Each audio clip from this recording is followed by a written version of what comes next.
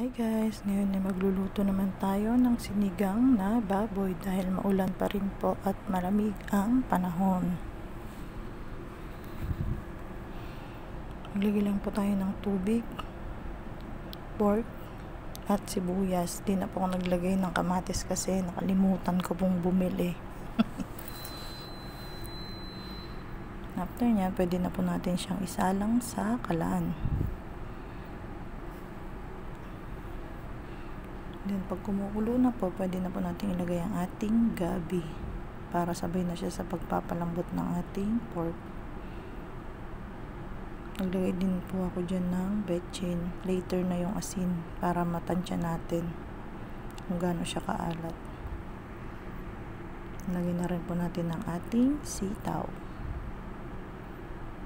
Papakuluin lang po natin ulit.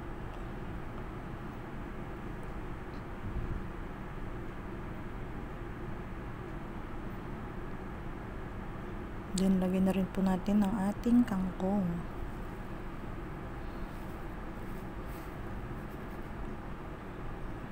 Papakuluin lang po natin saglit. And then, pwede na po tayong maglagay ng ating pampaasim.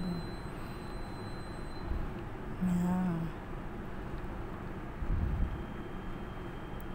Kayo na po ang bahalang magtansya kung gaano kaasim ang gusto ninyo sa inyong panlasa.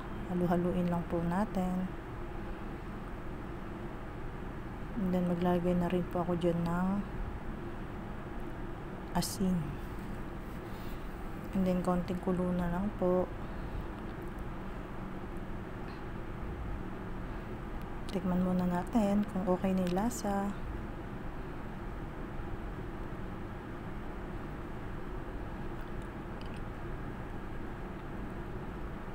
Yan, luto na po ang ating sinigang na baboy.